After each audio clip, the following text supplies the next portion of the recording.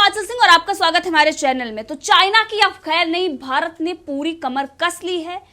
China की सारी गिदड़ भभकियों को दरकिनार करते हुए भारत ने सीमा पर अभी रोड बनाने का काम जारी रखते हुए और तेजी लाई है उसमें। तो चाइना जिस तरीके से विरोध कर रहा था, लेकिन भारत ने चाइना की एक नहीं सुनी और अभी भी भारत लगातार उस काम को जारी रखे हुए है और उसमें तेजी भी आ गई है। तो इसी विषय पर चर्चा के लिए हमारे साथ हैं राजनीतिक विशेषज्ञ पवन त्यागी। सर, आपका बहुत बहुत स्वागत है हमारे चैनल पर। सर, आप क्या कहेंगे? चाइना एक तरफ हमें धमकियां गिदड़ भभकियां देते रहा और दूसरी तरफ भारत ने उसको तवज्जो ना देते हुए, उसकी एक ना सुनते हुए बॉर्डर पे जो काम चल रहा था सड़क बनाने का, वो और तेजी पकड़ लिया उसमें। आप क्या कहेंगे इस पर? देखिए, चाइना ने 1962 के बाद कई बार ऐसा किया है कि वो भारतीय सीमा में अंदर घुसा है और कभी भी घुसा है तो वो क्या करता था कि 4 कदम आगे बढ़ा, 2 कदम पीछे हटा। ये उसकी स्ट्रेटेजी रही है। इस बार भी उसने ये सोचा कि तुम जो है LAC पे आओगे और वहाँ सारे बॉर्डर एरिया में, लद्दाख में और अक्साई चीन एरिया में खड़े हो जाओगे। उसके बाद आगे बढ़ते जाओगे और तुम फिर जाके कहीं समझौता करोगे तो अक्साई चीन पे बात करना भारत छोड़ देगा और समझौता ये कर लेगा, चलो भाई अक्साई चीन में तुम रहो, हमारा एरिया में और आगे मत बढ़ो। तो 1962 का स्टेटस जो है मेंटेन करने की बात जो की जाती है, वो उससे आगे बढ़कर जो उसने हमारा एरिया कब्जाया हुआ 1962 का है, उससे आगे बढ़ने की चाल सोच रहा था और इसीलिए वो बॉर्डर एरिया में LAC के आसपास अपनी सड़कें बना रहा था। लेकिन जब उसके जवाब में नहीं तो भारत सरकार ने, आप देखें जब से 2014 से मोदी सरकार आई, इन्होंने पहला काम यही किया है आते ही कि अपने बॉर्डर एरियो को दुरुस्त किया है, मजबूत किया है और सामरिक महत्व की जो चीज़ें हैं, जहां बॉर्डर एरिया जो क्षेत्र हैं, वहां अपनी पहुंच तेजी से बनाने के लिए सड़क मार्ग को बनाने का काम जो मिलिट्री का BRO डिपार्टमेंट करता है, बॉर्डर रोड ऑर्गेनाइजेशन, उसको कहा कि आप बॉर्डर एरिया में तुरंत इसमें तेजी लाइए। तो ये मोदी जी की सरकार में पहले से चल रहा था, लेकिन चाइना उस पर ऑब्जेक्शन करता था कि नहीं, आप ये LAC के एरिया में सड़क ना बनाइए। लेकिन अब मोदी जी हैं, इस बार भी उसने ऑब्जेक्शन उठाया। अपनी सड़कें तो बना रहा था अपने क्षेत्र में, और जब हम हमारे एरिया में बना रहे हैं तो वो ऑब्जेक्शन दिखा रहा था लद्दाख एरिया में। मोदी जी ने उसकी एक नहीं सुनी और ये तय कर दिया कि जिस भाषा में चीन बात करेगा उस भाषा में हम बात करेंगे। उसने सैनिक उतारे, हमने भी उतारे। उसने अपने बख्तरबंद गाड़ियां उतारी, हमने भी उतारी। उसने टैंक उतार दिए तो भारत ने भी टैंक उतार दिए। और अब जब वो धमकी देते लहजे में बात कर रहा था और 2-3 बार उसने पीछे कदम हटाए भी, और पीछे कदम हटाते हुए उसने कहा कि हम भी पीछे हट रहे हैं, आप भी पीछे हटिए। तो भारत ने, ये सरकार ने और सेना ने, दोनों ने बता दिया पीछे बेशक हट जाएंगे हम, कि भाई LAC को आप भी छोड़ दो, 1-2 किलोमीटर पीछे हट जाओ, हम भी पीछे हट जाते हैं। लेकिन आपने जिस तरह से बॉर्डर एरिया में सड़कें और रेल मार्ग बनाने की कोशिश की है, हम भी हमारे बॉर्डर एरिया को सुरक्षित करने के लिए, अपना क्षेत्र में पकड़ बनाने के लिए सड़कें बनाना जारी रखेंगे। चीन ने लाख ऑब्जेक्शन किया, लेकिन भारत ने अपने काम में और तेजी ले आया। भारत ने कभी ऐसा नहीं किया था। ये युद्ध स्तर पर काम चल रहा है और उत्तराखंड एरिया में जो मिलन से लेके मुनस्यारी तक का एक रोड मार्ग बन रहा था, जो सड़क मार्ग बन रहा था, उसमें एक लगभग 20 किलोमीटर से ऊपर की एक पहाड़ी आ रही थी। उसकी कठोर चट्टानें थी, उसे काटने के लिए बड़ी मशीनरी चाहिए थी और मशीनरी वहां पहुंचाने में काफ़ी मुश्किल आ रही थी। लेकिन जैसा आप जानते हैं कि पिछले दिनों अमेरिका से हम सबको चिनूर हेलीकॉप्टर मिला है और उस हेलीकॉप्टर की विशेषता यह है कि वो भारी मशीनरी, टैंक जैसी चीज़ को भी उठाकर वो हवा में और पहाड़ी क्षेत्र पर पहुंचाने में, क्योंकि उसमें डबल पंखड़ियां लगी हैं और वो भारी मशीनरी को उठाने के लिए ही पहाड़ी क्षेत्रों में वो काम करता है। उस हेलीकॉप्टर ने, चिनूर हेलीकॉप्टर के द्वारा भारी मशीनरी उस जो उत्तराखंड के एरिया में पहुंचा दी गई है, जौहर घाटी एरिया में। और इसलिए 40% काम जो पहले हो चुका था उस सड़क का, बाकी बचा 60% काम अब तेजी से किया जा रहा है। और जो BRO के चीफ इंजीनियर है विमल गोस्वामी, वो कहते हैं कि हम इस काम में और तेजी लाए हैं और सरकार के निर्देश के अनुसार ये हुआ कि इस काम को तेजी से करना है, क्योंकि हमें अब चाइना की किसी चाल में नहीं आना है। जैसा हमने 1962 के बाद देखा है कि चाइना बात तो दोस्ती की करता है, बात समझौते की करता है, लेकिन हमेशा यदा कदा घुसपैठ करके और फिर धमकाने की कोशिश करता है, हमारे क्षेत्र में कब्जा करने की कोशिश करता है। तो अब चाइना की हम किसी बात में नहीं आएंगे। डिप्लोमेटिक तरीके से हमारी सरकार और सेना का जो स्तर है वो बात कर रहे हैं, कमांडर लेवल की मीटिंग लगातार जारी है, लेकिन हम अपना निर्माण कार्य भी जारी रखेंगे। और वो सामरिक महत्व की जगह है जो युद्ध में काम आती है कि हमें अपने टैंक, तोप और सैनिकों को तेजी से एलएसी तक पहुंचाना हो, तो वो जो सड़कें हो सकती हैं उन सड़कों को बनाने का काम बीआरओ ने जारी रखा है और उसमें और तेजी लाकर चाइना को तमाचा मारा है। क्योंकि चाइना बार बार एक ही बात करता है, जब भी कभी कमांडर लेवल की मीटिंग हुई है उसने अपनी सेनाओं को पीछे हटाने के साथ साथ सेना के सामने यह भी शर्त रखी कि आप अपने एलएसी के आसपास की सड़क बनाने के काम को रोक दीजिए। चाइना की हमारी सरकार ने और सेना ने एक नहीं सुनी है। यही चाइना के मुंह पे करारा तमाचा है।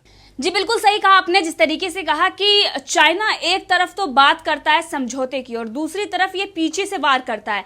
तो इसको देखते हुए भारत ने लद्दाख से अरुणाचल तक बॉर्डर पर सेना की तैनाती बढ़ा दी है। तो इस पर आप क्या कहेंगे? देखिए, ये चाइना की फितरत है और ये अंदर अंदर अपनी तैयारी करता रहता है। जैसे इसने बॉर्डर एरिया में एक तरफ तो ये कमांडर लेवल की मीटिंग में कहता रहा कि आप अपने सैनिक पीछे हटाओ, हम भी अपने सैनिक हटाते हैं। 4 पॉइंटों पे इसने हटाए भी हैं। तो भारतीय सेना ने भी 1 किलोमीटर पीछे हट गए, ठीक है भाई, लेकिन पॉइंट कुल मिलाकर 16 हैं जहां ये एलएसी के नजदीक इनके सैनिक डेरा जमाए बैठे हैं। अब बाकी जगह में जो सामरिक महत्व की हैं उनसे ये हटने को तैयार नहीं है पीछे, और वहां ये तोप अपनी ला रहा है।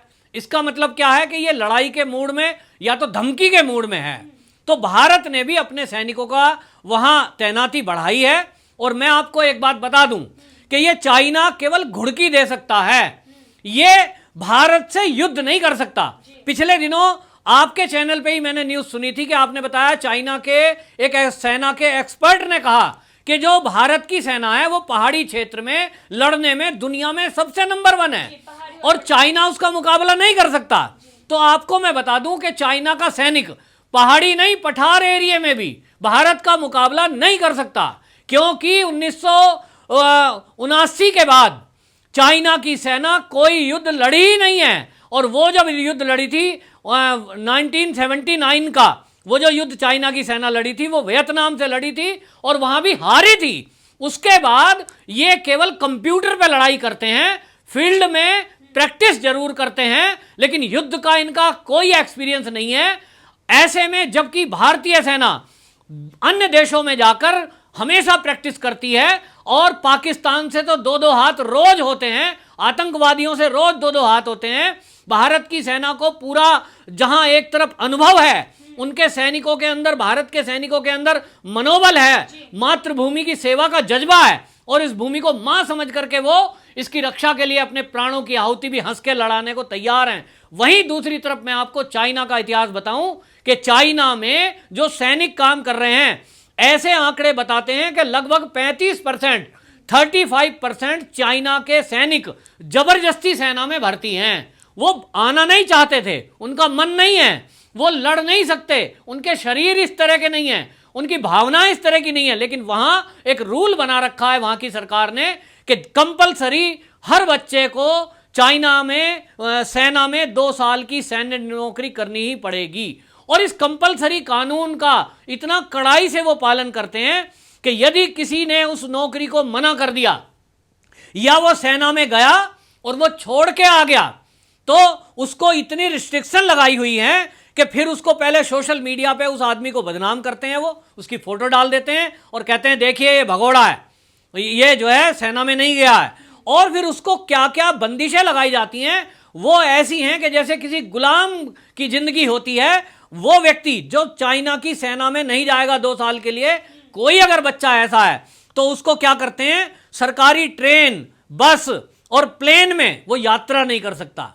माने एक शहर से दूसरे शहर जाना है तो आप अपनी गाड़ी या तो फिर साइकिल से जाइए, लेकिन सरकारी बस और प्लेन ट्रेन में आपको यात्रा नहीं करने दी जाएगी, क्योंकि आपके पास वो जो एक पास वहां मिलता है सरकार द्वारा वो आपको नहीं मिलेगा, क्योंकि आपने सेना में नौकरी नहीं की है। उसको बदनाम किया जाता है। वो जमीन नहीं खरीद सकता चीन के अंदर, कोई सरकारी नौकरी नहीं लग सकती उस आदमी की, फिर वो प्राइवेट नौकरी भी नहीं कर सकता। और सेना में अगर दोबारा भर्ती होना चाहे इन बातों से परेशान होके, तो उसे कहते हैं ये भगोड़ा है, ये पीठ दिखा के भागा था, इसको वहां लेना ही नहीं है। और कॉलेज में पढ़ाई भी आगे की नहीं कर सकता। जिस ईयर में उन बच्चों को जाना है कॉलेज में, सेना में भर्ती होना है, अगर वो उस टाइम नहीं गया और बाद में सोचता है कि मैं हायर एजुकेशन ले लूं, उसको एडमिशन नहीं मिलेगा जो सेना में नहीं गया है। और इस तरह से अगर कोई ट्रेनिंग से बीच से भागता है, बहुत बच्चे ऐसे हैं जिनके वीडियो बीच में से निकल के आए कि वो वहां ट्रेनिंग के दौरान गए, कठिन ट्रेनिंग है, दौड़ लगानी पड़ती है, क्रॉलिंग करनी पड़ती है, और उन बच्चों की आदत नहीं है, कोमलता में पले हैं। कोई बच्चे तो ऐसे होते हैं और लड़कियां भी, तो अगर वो वहां नहीं जा रहे हैं, रो रहे हैं कि हमें सेना में नहीं आना है, तो अगर वो उस बीच को छोड़ के आते हैं तो लगभग 6 लाख रुपए उनको ये पेनल्टी के तौर पे देना पड़ता है। और वो अपना कोई दुकान रोजगार, मतलब नौकरी भी नहीं कर सकते, अपना रोजगार भी नहीं कर सकते। और इस तरह से वहां बंदिशें लगाई हैं, जिसके कारण, डर के कारण वहां बच्चा कंपलसरी 2 साल के लिए सेना में जाता है। अब उसमें जब 2 साल के लिए कोई जाएगा टेम्परेरी, तब उसका मनोदशा क्या है? वो केवल खड़ा है बंदूक लिए, वो लड़ने के लिए नहीं है, वो जान हथेली पे लेके नहीं आता है, वो केवल फॉर्मेलिटी के लिए खड़ा हो जाता है। फॉर्मेलिटी के लिए उनको बॉर्डर पे तैनात कर दिया गया है, खड़े हैं, तो उनके अंदर कोई भावना नहीं है, और इसलिए वो अनमने मन से आ गए हैं। बहुत सारे लोग, 35% बहुत प्रतिशत होता है। और इसलिए भारत की सेना के आगे चीन का सैनिक लड़ने को तैयार ही नहीं है, वो टिकने को तैयार नहीं है, और इसलिए पिट पिटा के भी कई बार वापस चले गए। चाइना के सैनिकों ने बॉर्डर एरिया में भारतीय सैनिकों के ऊपर पथराव किया, और हमारे सैनिकों ने उनकी जमकर पिटाई करी, जिसके कारण उनको चोटें भी लगी। लेकिन चाइना के सैनिक कुछ भी नहीं कर सके, क्योंकि उनके अंदर वो जज्बा नहीं है जो जज्बा भारतीय सैनिकों में है। जी, आपका बहुत बहुत धन्यवाद हमसे जुड़ने के लिए।